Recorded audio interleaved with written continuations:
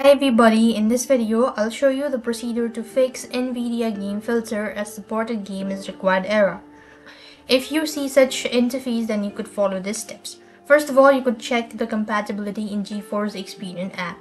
Now GeForce Experience feature needs basic hardware requirement to work. You could see if your PC meets the requirement on the general page inside the app.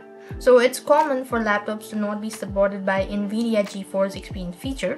So depending on the feature you're trying to use, the game you're playing will also need to be supported. Even if your game isn't listed, it still may be supported as a list isn't 100% accurate. Now here's what you could do is head to the NVIDIA support game page, use a drop down menu to select the feature you're trying to use and check if the game is listed or not. So the other thing you could try is update your GeForce Game Ready driver. For that, open the GeForce Experience app, switch to a driver page at the top. Then you want to download the available Game Ready driver at the top. Then you want to run the express installation that should be able to fix. Now then, you could reinstall the Game Ready driver. Open the GeForce Experience software. Then you want to select the driver from the top and click on the three dot next to your current driver.